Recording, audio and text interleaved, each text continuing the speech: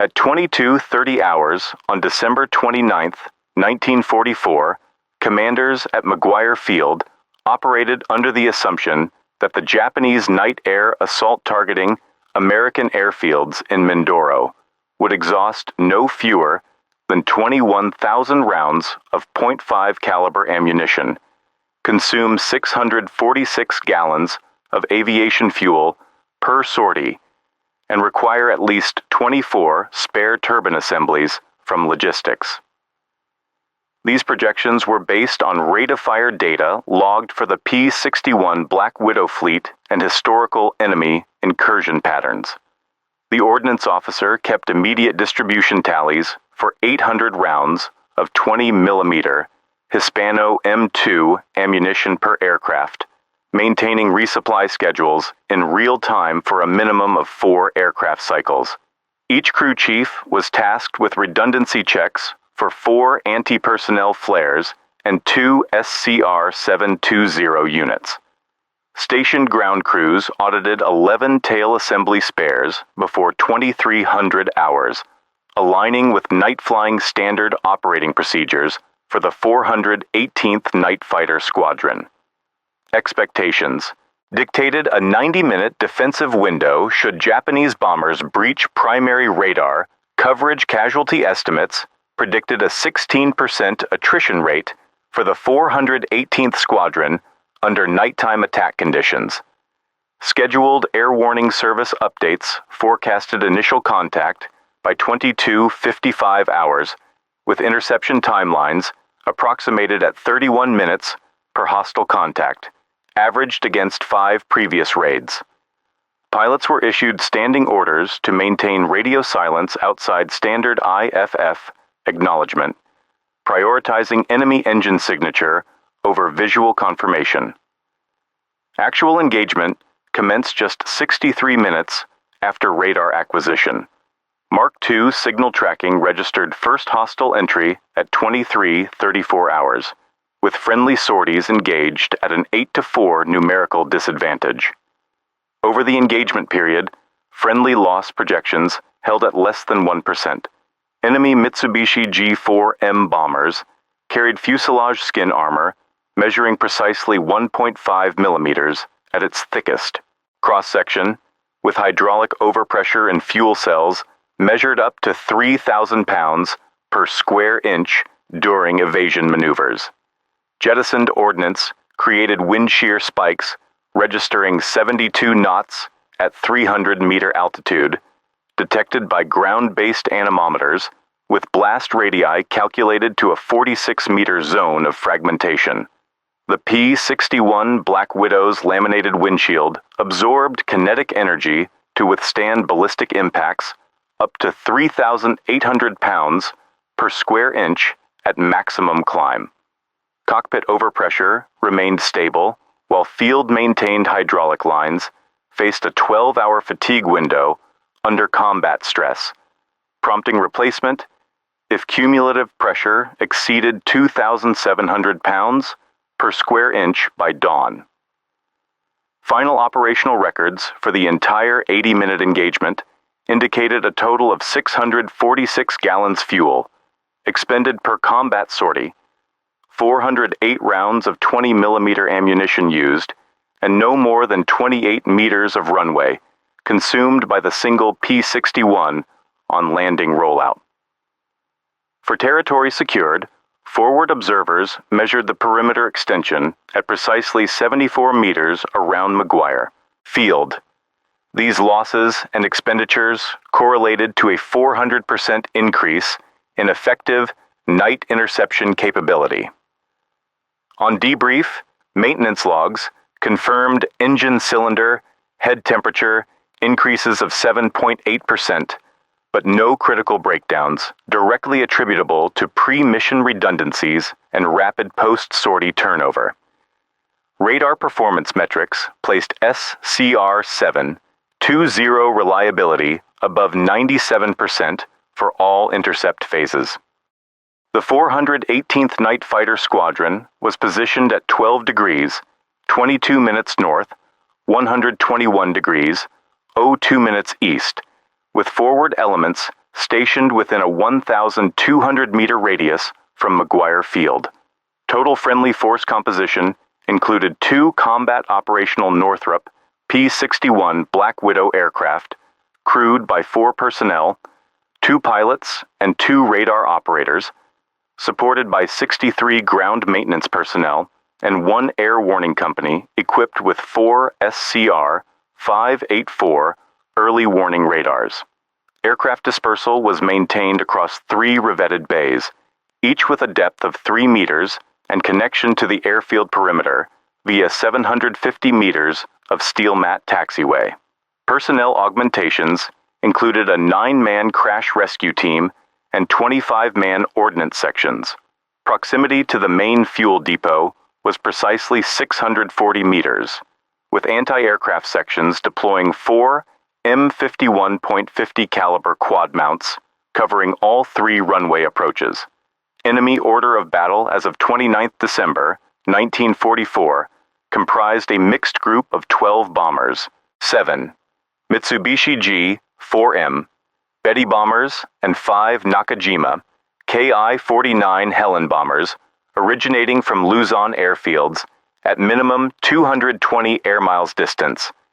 Enemy aircraft operated at 3,700-meter mission altitude with approach azimuths between 70 degrees and 112 degrees east, utilizing staggered ingress protocols. Typical G-4M bomb bays measured 5.6 meters internally, with maximum bomb loads of 1,000 kilograms explosive yield each. Defensive armament included 27.7 millimeter Type 92 machine guns per G-4M. Pre-strike intelligence reports indicated dugout command posts extending to a depth of 2 meters, reinforced with sandbag revetments and overhead cover. Enemy radio encryption used Type 97 codebooks, confirmed upon interception of pre-attack broadcasts at 21:50 hours. Flak suppression was likely directed at a 120-meter arc southeast of main approach vectors. Logistically, each P-61 was equipped with a maximum ammunition loadout of 800 rounds for its 4 20-millimeter Hispano M2 cannons. Backup .50 caliber ammunition supplies measured 1,500 rounds per aircraft. Standard fuel capacity for the Black Widow totaled 646 gallons internal, allowing for an operational radius of 510 miles at cruising speed. Resupply lines from the main Mindoro depot extended 8.6 miles, serviced by a combination of 5-ton GMC trucks and 22,500-gallon fuelers.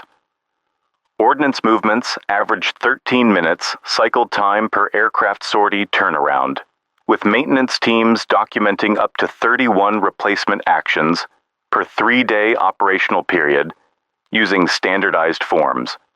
Night vision flare inventory remained at 19 units at mission launch, issued from controlled access bunkers positioned 92 meters southeast of the main hangars. Weather on the evening of December 29th was recorded at visibility parameters of 2,000 yards, with intermittent cloud ceiling variation at 1,200 meters. Surface humidity stood at 77%, and ground viscosity at landing strips was measured at a 0.44 density index, enabling all runway sectors to maintain operational bearing capacity. Meteorological logs registered westerly wind at 14 knots, producing lateral drift factors of up to 6 meters during final approach. Precipitation had ceased 2 hours prior to takeoff. Tactical disposition of searchlight and light anti-aircraft batteries utilized a 78-degree overlapping field arrangement, optimized according to ground sector overlays for maximum airspace illumination. Command post operations remained within hardened shelters, and all communications with intercepting aircraft were routed through encrypted UHF channels with no frequency interference noted by ground listening posts during the engagement window. At 23:34 hours, the P-61 Black Widow, under Major Carroll C. Smith, achieved radar contact at a range of 8,400 meters, closing to visual acquisition at 2,500 meters within 4 minutes. Closing speed remained consistent at 366 miles per hour, with Pratt and Whitney R, two 800 engines running at 2,350 RPM.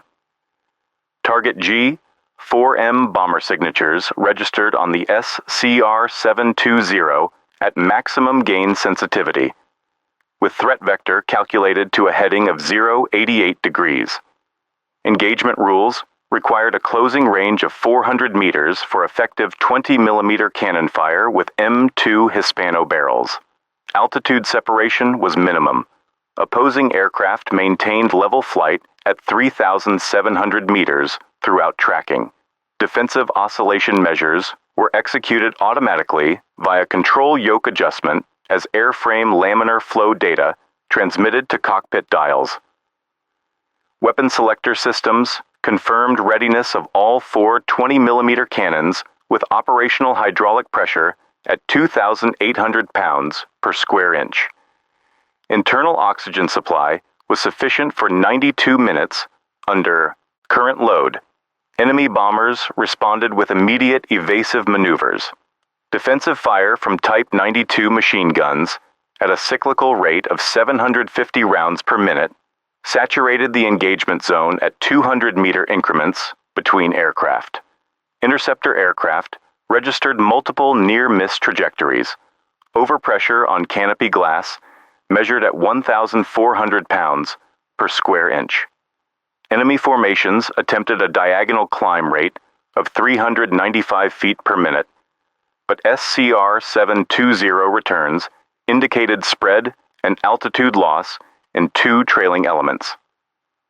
Flare deployment was detected precisely 19 seconds post-intercept as enemy crews attempted to force overshoot and disrupt UHF targeting vectors. G4M radio transmissions recorded requests for air cover, with command channel disrupted by American jamming at 23:37 hours. Maintenance logs captured minor shrapnel impacts along port wing root armor. No penetration occurred. Unexpended USAF rounds remained within post-sortie limits. Support elements on the ground maintained.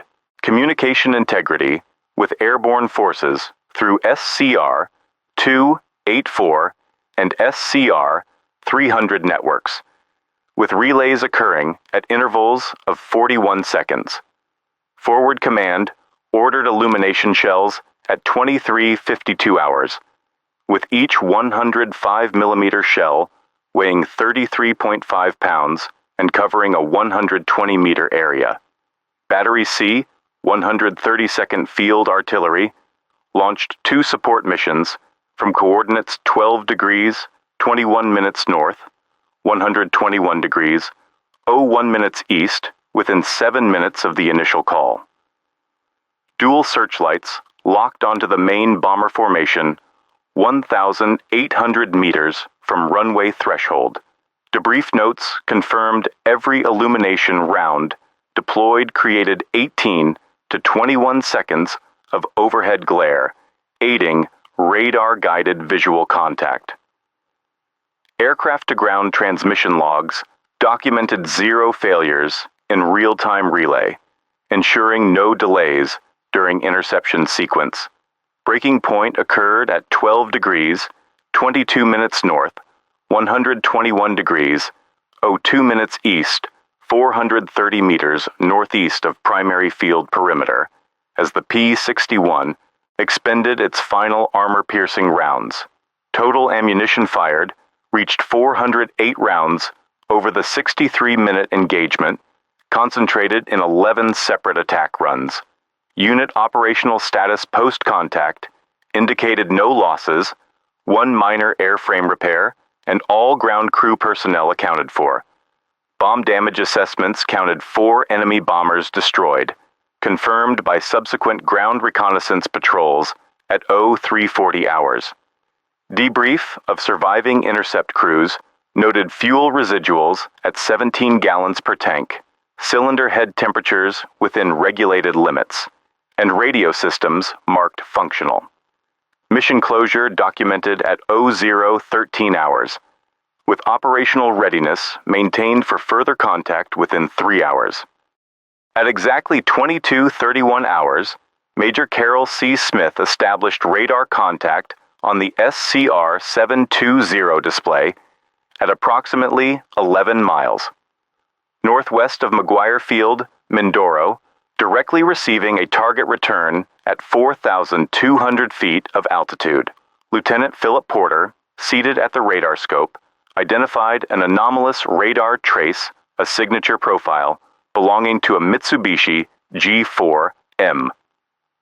Betty Bommeritz, twin radial engine, heat signatures stark against the marginal clutter, 9 degrees left, of course. This reflected a critical weak point in the Japanese bomber's nighttime approach vector, just as they diverted toward the isolated southern perimeter of the airfield complex. Without hesitation, Major Smith reconfigured the P-61 Black Widow's crew loadout into an ad hoc intercept detail. Smith piloting flight, Porter navigating radar, and onboard communications, both utilizing full flight suits and dual parachute sets, totaling 37 kilograms of technical and personal gear per man. Onboard armament comprised 4 nose-mounted 20mm Hispano M2 cannons, each with 200 rounds for a combined maximum of 800 rounds of high-explosive incendiary ammunition. The addition of emergency survival packs, flare guns, and 2 Mark VI signal chutes brought total equipment load to nearly 95 kilograms for the 2-man crew. At 4,100 feet, under starlit but overcast conditions, visibility was reduced to approximately 420 yards, further constrained by exhaust haze and moon shadow. Japanese defensive gunners within the G4M were limited to turret traverse speeds of 17.6 degrees per second, substantially hampering their effective defense radius under dark, rapidly changing vectors. Forward and dorsal. Type 99 20mm turrets exhibited severe blind spots due to structural bracing at the tail and mid-fuselage, offering a limited engagement window for any American approach from above and behind. Major Smith initiated an attack run at 2,900 feet, placing direct fire on the lead G4M from a range of 210 yards.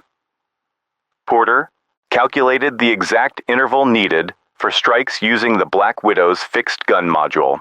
Full trigger squeeze for 2.1 seconds, each 20mm round detonated by percussion primer and boosted by a PETN-based chemical propellant, delivering a muzzle velocity of 850 meters per second per round. The impact sequence was visually confirmed by Porter utilizing luminous tracer intervals within the ammunition feed, providing on-the-fly corrections during the engagement.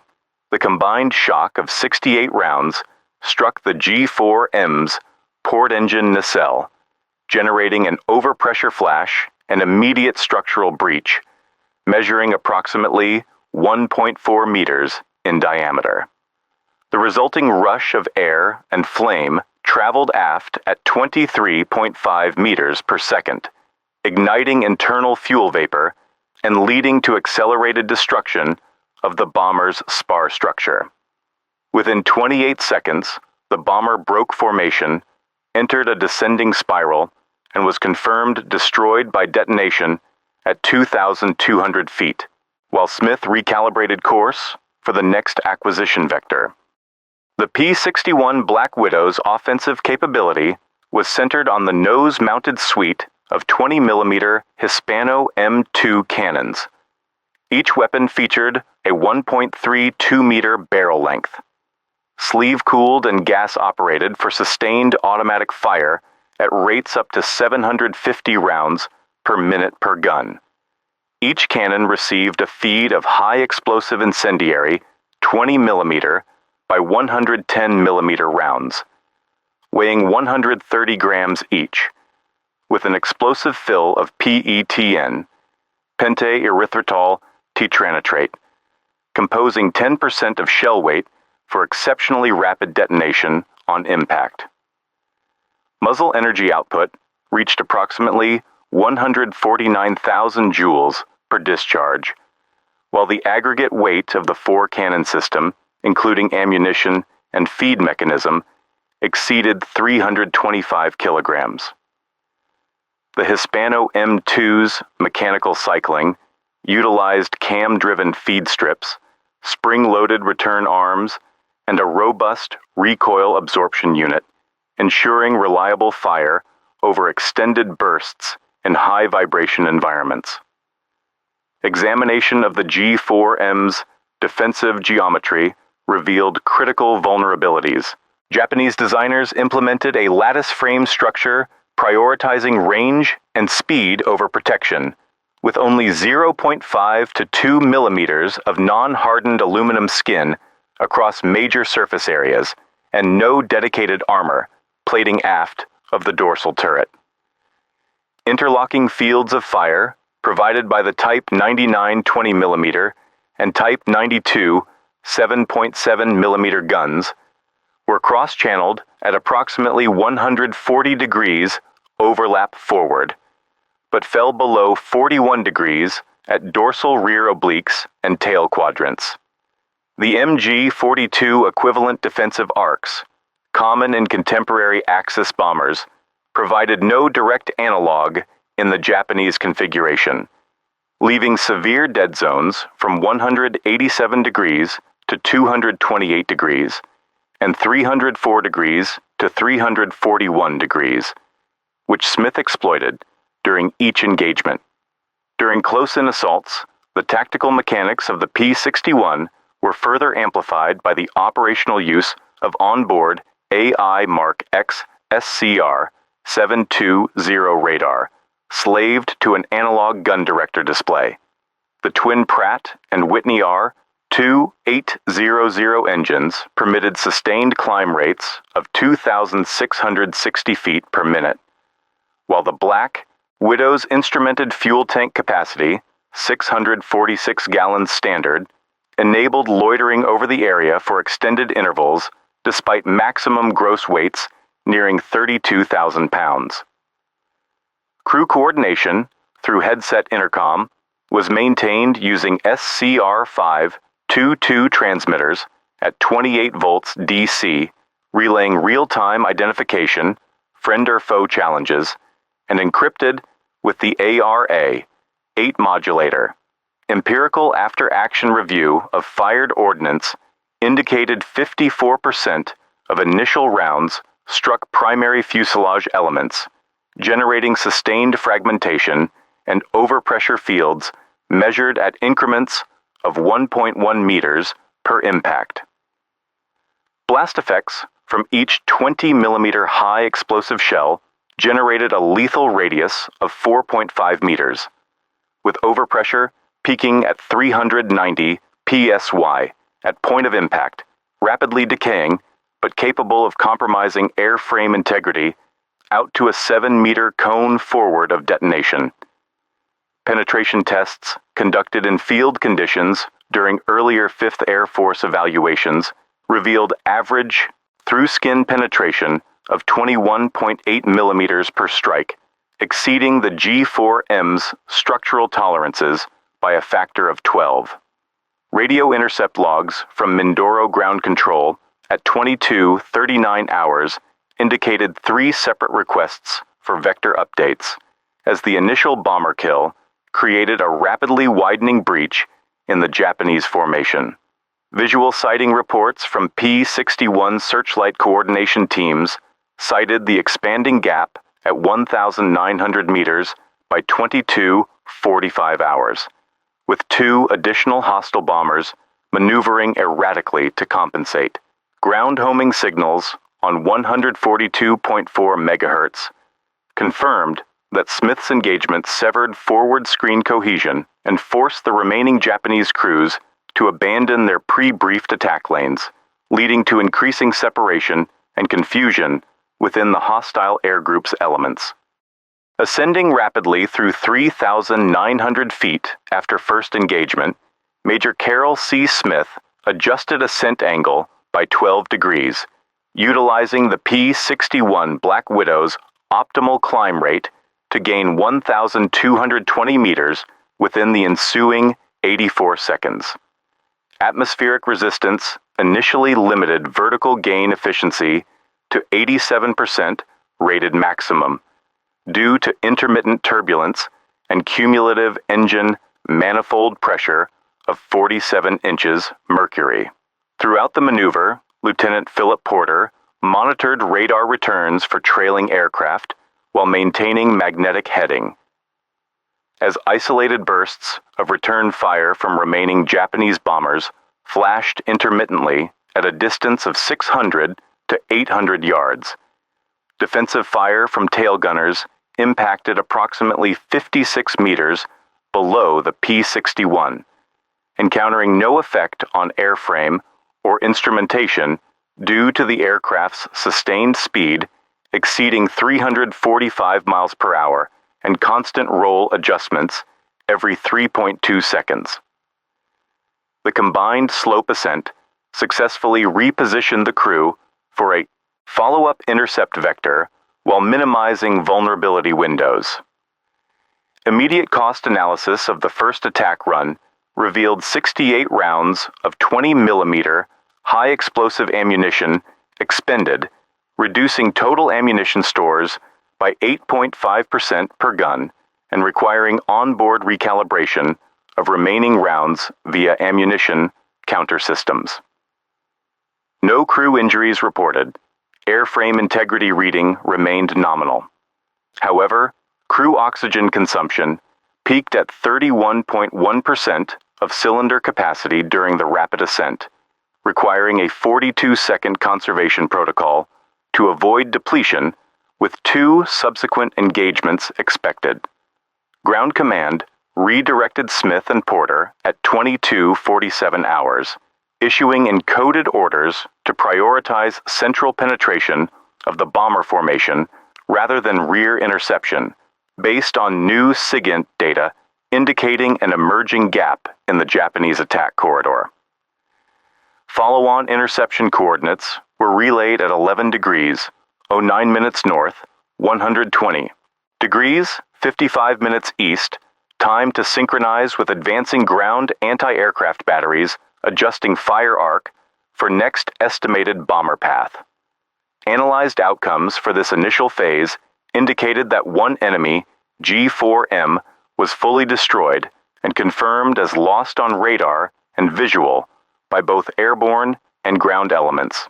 2 additional bombers, one G4M and one Nakajima K-49 Helen, entered high-velocity evasive maneuvers, splitting from original course and separating by 1,470 meters as tracked by SCR-720 radar returns. The engagement directly neutralized organized Japanese offensive capacity within the southern approach sector, forcing ad hoc Japanese maneuvering and cancellation of pre-planned bombing runs at 3 out of 4 Mindoro airfield targets.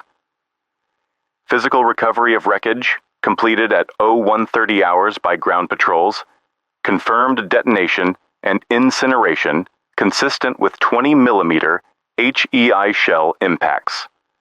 This sequence created a revised operational timeline and reallocated searchlight coordination for remainder of the night's air defense operations. Did you know the official supply tables for the 5th Air Force called for a daily allotment of 3,800 gallons of aviation fuel, yet late December 1944 saw McGuire Field often receiving barely half that total? Blacked out harbors, prowling submarines, and insufficient landing craft routinely delayed everything from propeller spares to uniform shipments. Official records list an average of 13 P-61 sorties per week, but crew members, like Lieutenant Philip Porter, privately logged stretches of 48 hours with no ammunition resupply.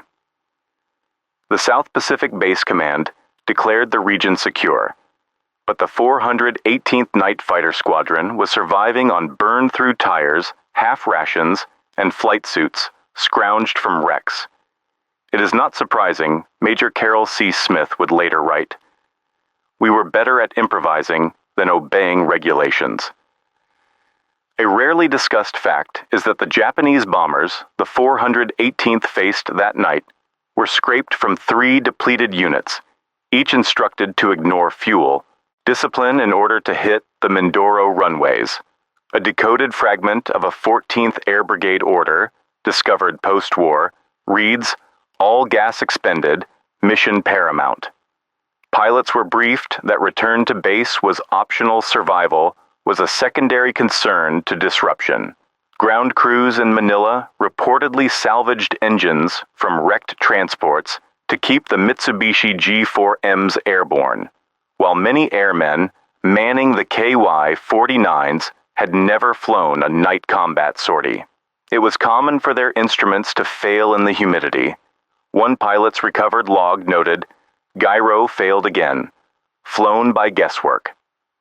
Clouds thunder, flying from Mindoro meant dealing with more than Japanese fighters. Aviators battling in the late 1944 monsoon confronted unpredictable sheets of rain that scattered radar returns and reflected off every metallic surface. The SCR-720 radar could scope out blips at 5 miles, but a rolling line of thunderheads forced Smith and Porter into a 600-meter ceiling, limiting both visibility and radio. Clarity for large portions of the mission. Radar operators scribbled, "Thunder static at 2100 hours, loss of fix on Betty," and in one log, Porter writes of sheets of rain masking friend from foe. Lightning strikes reportedly played havoc with onboard electronics, leading to impromptu manual recalibrations mid-flight. What are the odds? Night air combat favored the defender, but not as much as legend suggests. Statistical estimates, based on comparable night interceptions in 1944, indicated there was less than a 7% chance for a 2-man crew to down 4 bombers in a single sortie. Had either Smith's radar or the forward Hispano M2's jammed as happened 13 times that December. Records predict at least 2 Japanese bombers would have penetrated and destroyed parked American transports. The official claim of no losses does not account for a shattered canopy and radio failure, which nearly cost the squadron its top ace. It was, as Porter later confessed, the one night where luck and training tangled and fortune barely tipped our way. For decades after 1945, the American official record presented the 418th Night Fighter Squadron's success at Mindoro as an example of technical superiority and unshakable discipline under fire.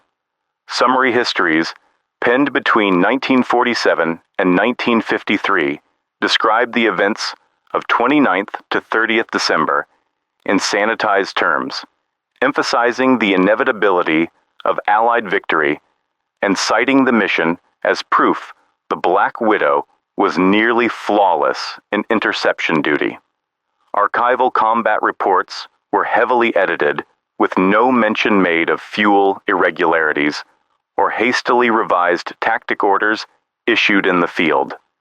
The narrative focused on command coordination, but rarely quoted the air crews. This outlook changed after previously classified intercept logs and signal traffic were partially released in the late 1970s and again during the 1990s. Freedom of Information Act reviews. Researchers combing through microfilm discovered original radio transcripts marred by static and ambiguity, revealing moments where radar contact was lost or orders were debated in real time at 2,000 meters. Crucially, These files included never-published debriefs, where Smith and Porter described using reverse headings and improvising navigation solutions on dead reckoning, directly contradicting early histories. Formerly suppressed supply reports also surfaced, laying out critical shortages of fuel, 20-millimeter rounds, and even replacement oxygen masks. Present-day historians debate not the outcome, but the context and consequences. While the post-war clean sweep narrative counted 4 bombers destroyed and no American casualties on December 29th to 30th, recent studies using Japanese after-action logs revised totals upward, indicating as many as 6 aircraft lost, with 2 forced ditchings unobserved by American ground crews. Comparative analysis suggests weather and technical failures cost the Japanese at least as dearly as enemy gunnery. Modern scholarship credits both technology and chaotic luck as equally decisive, and cautions against one-sided claims of American invincibility in the air. The practical legacy of the Mindoro intercept appears in post-war tactical manuals, especially in the 1946 and 1947 revisions to Night Fighter training doctrine. Where previous procedure emphasized massive sweeps and ground control, the Smith-Porter engagement encouraged independent radar operator decision-making, transitioned to partial manual weapon control, and prioritized cross-checking electronic and visual signals when atmospheric phenomena confounded electronics. The day's lessons became required case study, quoted in no fewer than 11 subsequent U.S. Air Force publications, all crediting the pragmatism, technical jury-rigging, and cold calculation on display that December night. Major Carroll C. Smith, who, before the war, had been a high school science teacher in rural Illinois, found himself a central figure in a kind of battle no classroom textbook ever described. Only 3 years earlier, his sleepless hours were spent grading chemistry experiments, not prepping a twin-engine night fighter on the edge of a jungle airstrip. December 1944, Smith recalls in a later interview, was consumed by the need to make impossibles routine. Each intercepted bomber demanded instant, unteachable decisions, more akin to survival than strategy.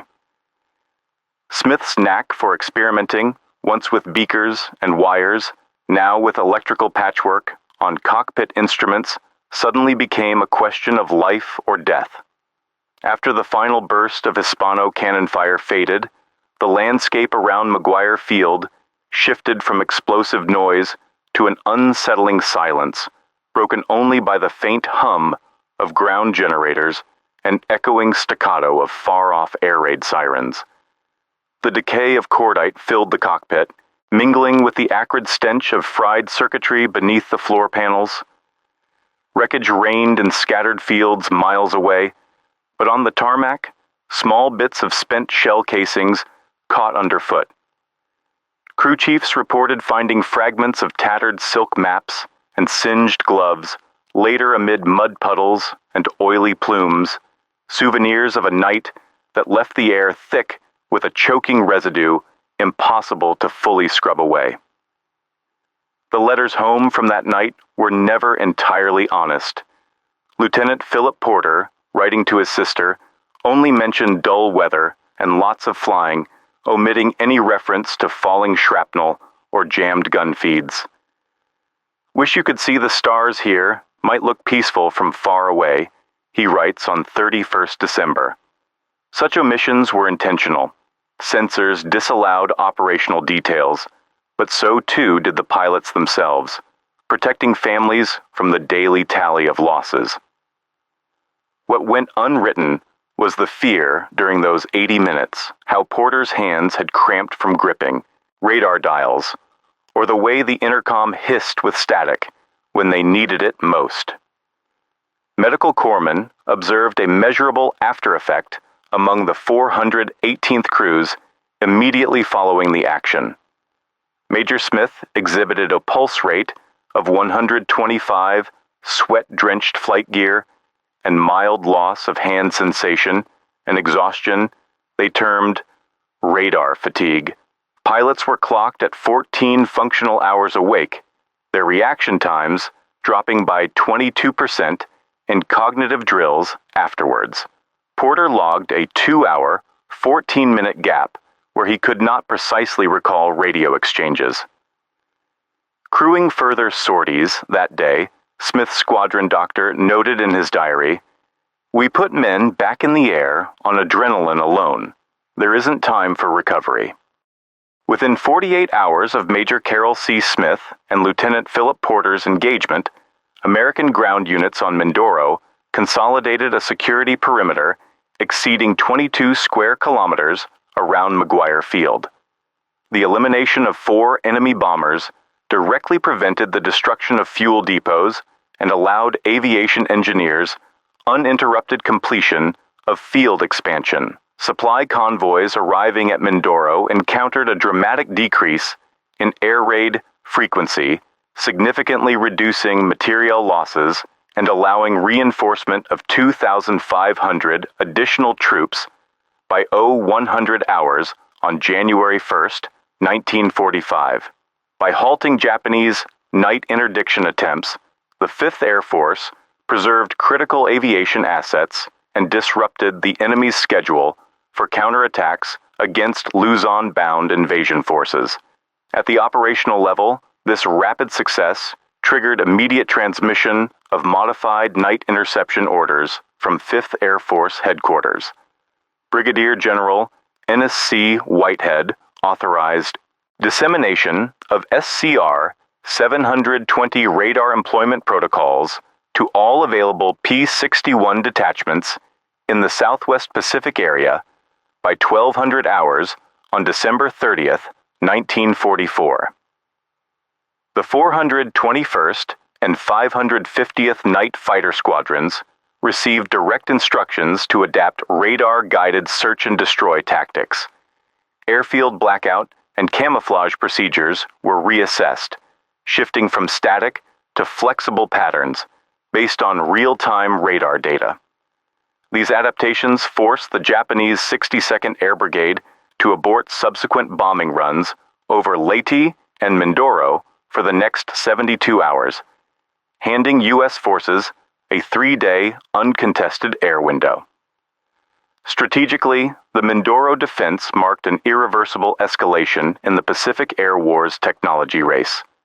The proven lethality of radar-guided interception forced Imperial Japanese Army Air Service planners to divert assets from Luzon to defend home islands and prioritize electronic countermeasure research. The collapse of Japanese bomber morale contributed directly to reduced long-range strikes during the January 1945 Lingayen Gulf landings. Ultimately, the 418th victory set precedent for integrating airborne radar into the upcoming Okinawa campaign, while the systematic decline of Japanese night bombing directly accelerated the timeline of Allied offensive operations through the Treaty of Manila, and the surrender terms finalized at Tokyo Bay in September 1945. Had the interception failed, or the 4 Japanese bombers survived to reach American installations, the loss of aviation fuel, munitions, and ground infrastructure on Mindoro would have critically weakened pre-invasion air support for Luzon. An estimated 18 to 24 aircraft could have been destroyed on the ground, with attendant losses of engineering crews and delay in constructing forward airstrips. Japanese propaganda would have claimed a morale victory, possibly emboldening night operations along the archipelago and leading to heightened American casualties in subsequent amphibious assaults. The operational tempo of 5th Air Force would have slowed measurably, stalling General Douglas MacArthur's timetable for the Luzon campaign by as much as 72 hours. Compared to the interception at the Battle of the Bismarck Sea in 1943, where Allied air units decimated Japanese convoy operations, the Mindoro night action is numerically smaller but technologically decisive. While the Bismarck action saw over 3,000 Japanese casualties and dozens of ships destroyed, the Mindoro interception locked a strategic advantage with fewer resources, just 2 aircrew in a single P-61, 408 rounds expended, and 4 enemy bombers lost in under 80 minutes. The casualty ratio and resource efficiency of the 418th Night Fighter Squadron's mission marked a qualitative leap, paving the way for night superiority using fewer personnel and less ordnance than previous large-scale engagements. Modern historiography views this event as severely underrated in the canon of Pacific air battles. While widely known among specialized air warfare historians, it remains absent from general audience surveys of World War II. Recent studies by Dr. John Lundstrom and the Air Force Historical Research Agency underscore the operation's role as a fulcrum for radar doctrine. Declassified after-action reports reveal 5th Air Force Command cited this engagement as the template for all January to July 1945 night interception tactics. Allied and Axis memoirs corroborate that Japanese bomber crews cited the December 29th to 30th events as the origin point of their rapid operational pessimism in the campaign's final phase. The 418th Night Fighter Squadron was officially disbanded at Nichols Field, Luzon, on February 20th, 1947, following demobilization orders issued by 5th Air Force post-occupation.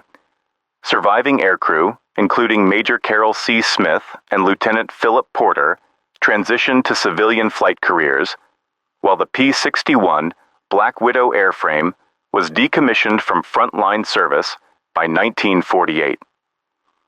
Japanese units involved in the raid, such as the 62nd Air Brigade, suffered attritional losses throughout 1945 and witnessed the disbandment of most night bomber groups by the summer of 1945 as aerial resistance collapsed. The former McGuire Field site, now within the modern San Jose Airfield, has been marked with a 1.2-meter granite monument erected by the Philippine Historical Commission in 1994. Annual memorials are conducted on-site each December 30th, with survivors' names and the 418th Squadron's victory record inscribed in bronze. Fallen airmen from both sides are principally interred at the Manila American Cemetery and Memorial and the Manila Japanese Memorial Cemetery, where visitors may still find squadron insignia and mission logs preserved in the archives. A strict examination of cost versus value reveals the Mindoro interception delivered disproportionate strategic returns for limited materiel expenditure. 408 rounds, no American aircrew lost, and at least 4 enemy bombers eliminated. This outcome preserved forward operating bases crucial to the Luzon and Okinawa offensives, expedited American advances, and denied the Japanese air superiority at a critical juncture. The episode stands as a testament to technological courage and the relentless attrition that defined the closing months of World War II in the Pacific. History is built not only on grand strategy, but on the precision and resolve of those who change the course of war, sometimes in a single night. If the story of 12 Japanese bombers, 4 vanished in 80 minutes, the Night Hunter record, has deepened your appreciation for the intersection of human skill and technological advance, we invite you to explore more untold moments from the Pacific Theater. Subscribe for future episodes, share with fellow history enthusiasts, and help preserve the memory of the daring crews who defended the midnight skies.